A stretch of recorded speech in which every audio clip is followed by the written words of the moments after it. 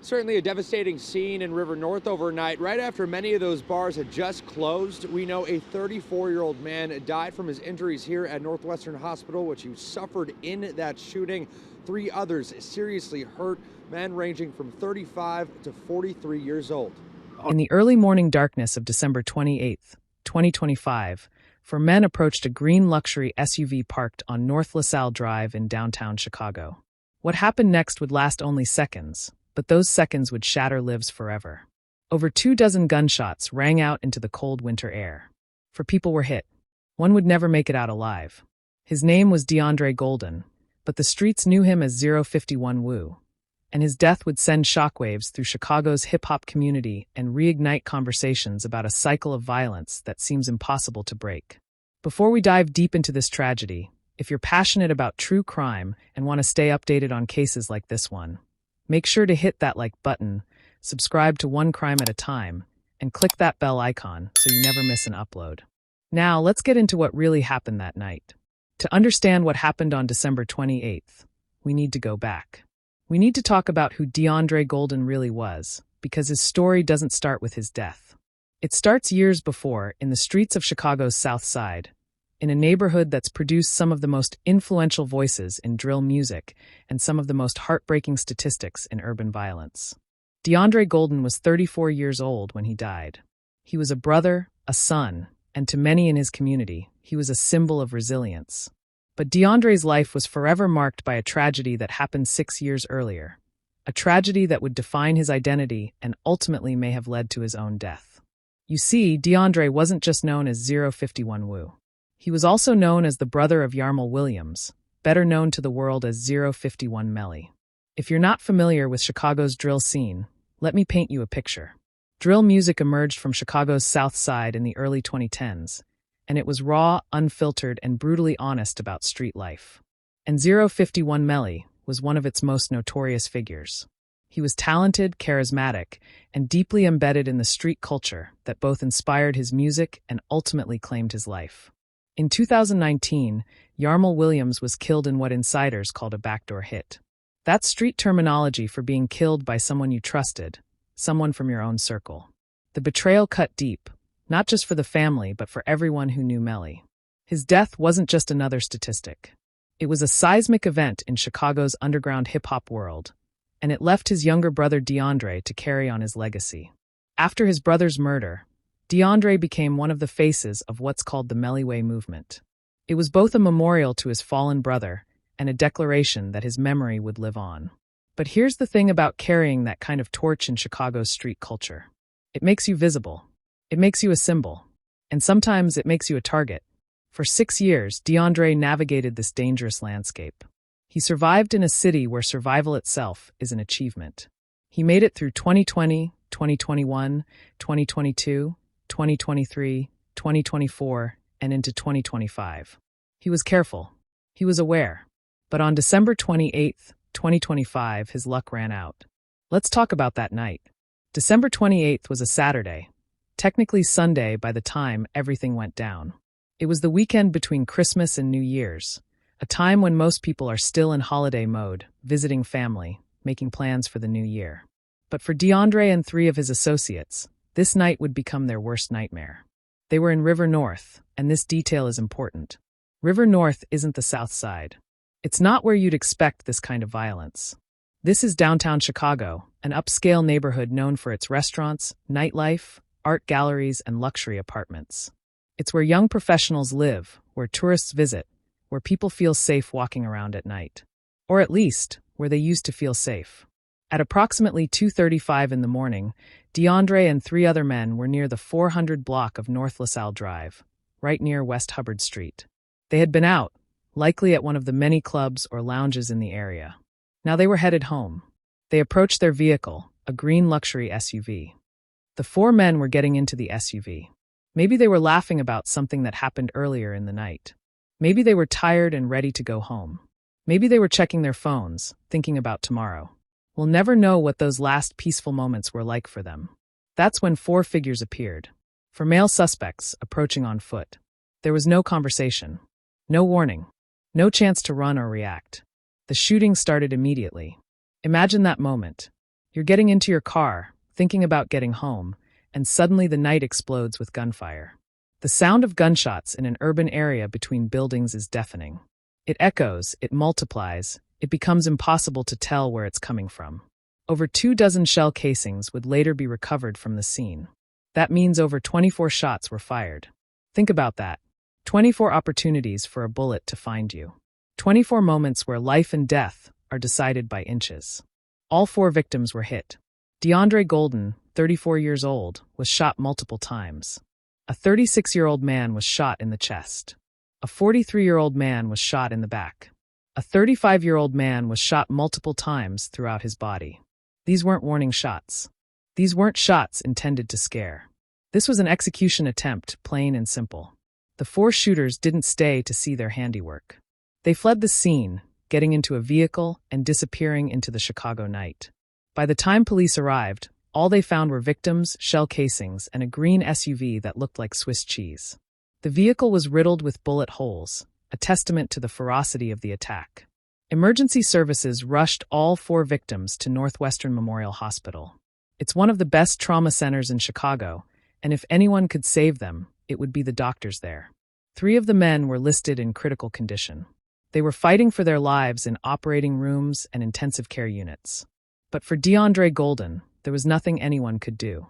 He was pronounced dead at the hospital. Think about that for a second. His brother Melly was killed in 2019. 6 years later, almost to the day, DeAndre meets the same fate. 6 years of carrying his brother's legacy. 6 years of looking over his shoulder. 6 years of surviving in one of America's most dangerous cities. And then, in a matter of seconds, it's over. Now here's where this case gets even more disturbing. This wasn't the first major shooting in River North in 2025. In fact, this was the second mass shooting in that neighborhood this year. River North, the supposedly safe, upscale area, has become a hot spot for violence. And that's raising serious questions about safety in downtown Chicago.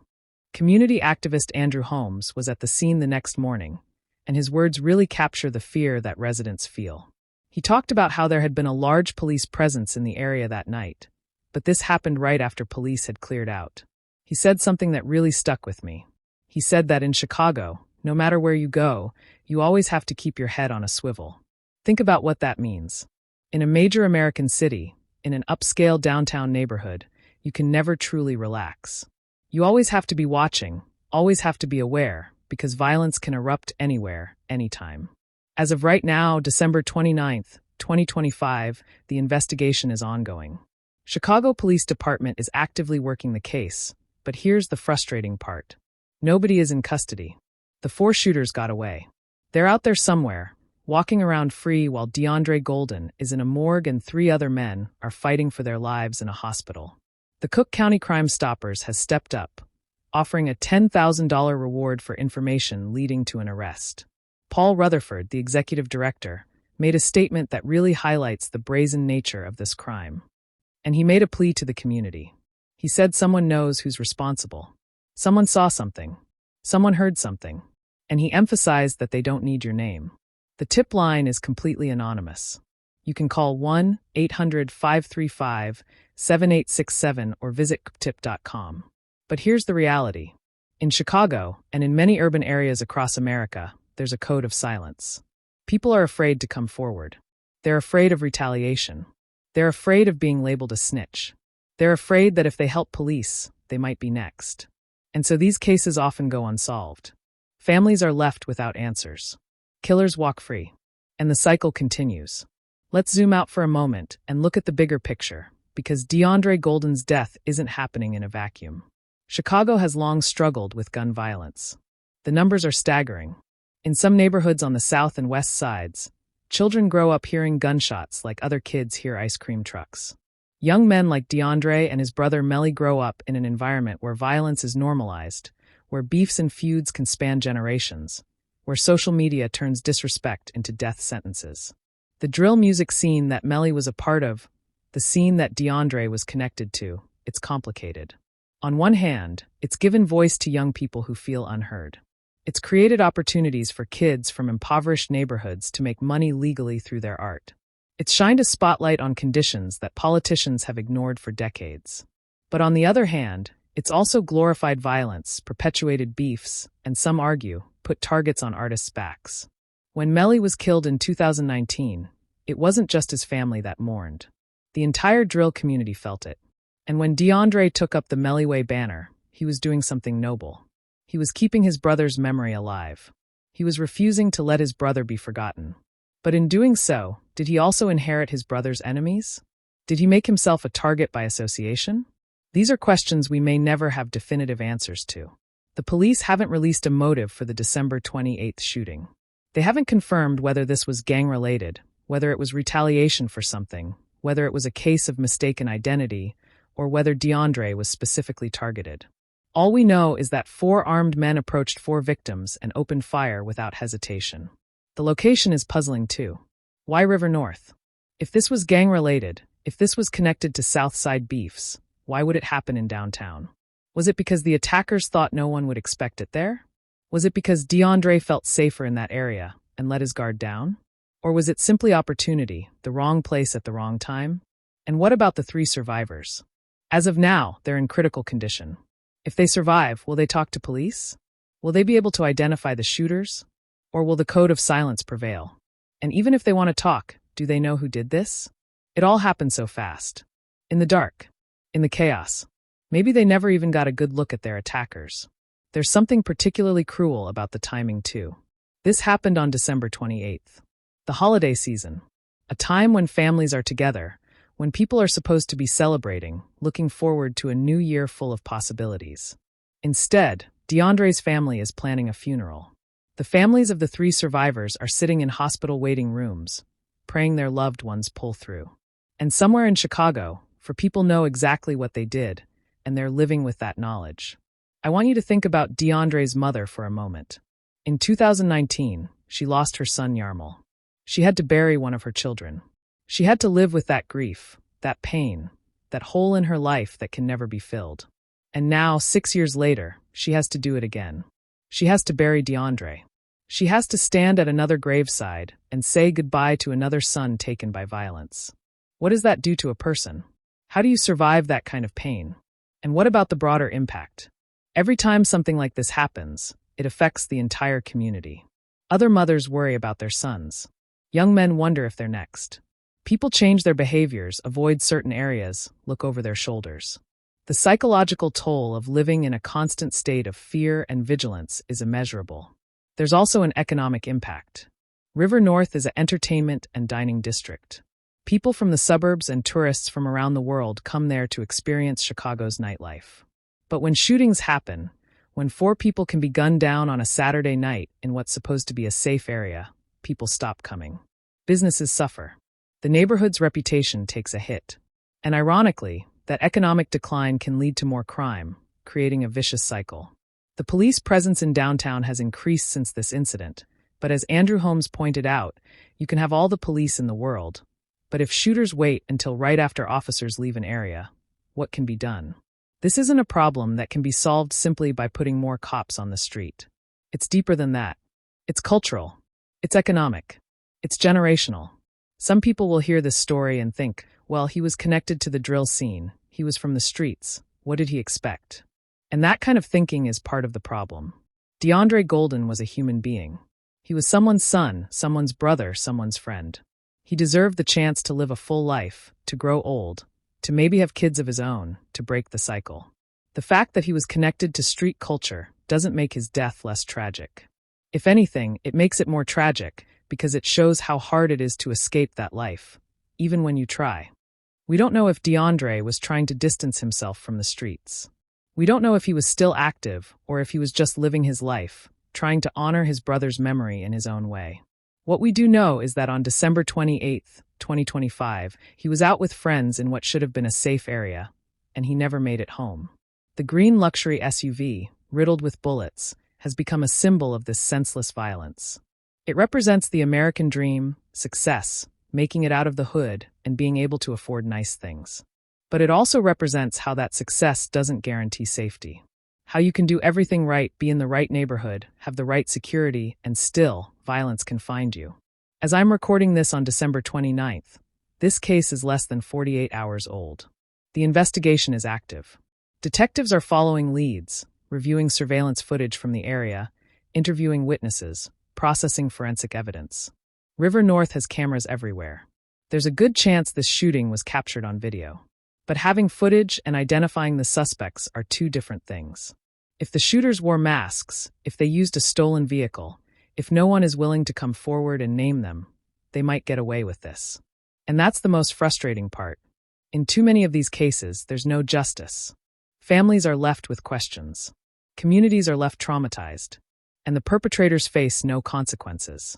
The clearance rate for homicides in Chicago is troubling. Too many killers walk free. Too many families never get closure. But there's still hope. Someone out there knows something. Maybe they saw the getaway car. Maybe they heard someone bragging about it. Maybe they have that one piece of information that could break this case wide open. That $10,000 reward is significant. For someone struggling financially, that's life-changing money. And remember, the tip line is anonymous. You don't have to give your name. You don't have to testify in court. You just have to make one phone call or submit one tip online. What makes someone kill another person like this? What drives four individuals to approach four strangers and open fire with such ferocity? Is it revenge? Is it orders from someone higher up in a gang structure? Is it for reputation, for street credibility? Or is it something else entirely, something we can't understand unless we've lived that life? And here's an even bigger question. Can this cycle ever be broken? Can we ever reach a point where young black men in Chicago aren't dying in the streets before they reach middle age? Where brothers don't have to bury brothers? Where mothers don't have to bury sons? What would it take? Better economic opportunities? Education? Intervention programs? Police reform? All of the above?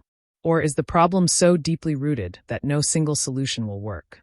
These are the questions that keep activists, community leaders, and policymakers up at night. These are the questions that don't have easy answers. Because for every success story, for every young person who makes it out and breaks the cycle, there are countless others who don't. And until we address the root causes of this violence, the poverty, the lack of opportunity, the generational trauma, the easy access to guns, until we tackle all of that, stories like DeAndre Golden's will keep happening. Right now, 3 men are in critical condition at Northwestern Memorial Hospital. Their families are hoping and praying they survive. If they do, they'll have to live with physical and psychological scars from this night. They'll have to process the fact that they were seconds away from death. They'll have to decide whether to cooperate with police, knowing that decision could put them at risk.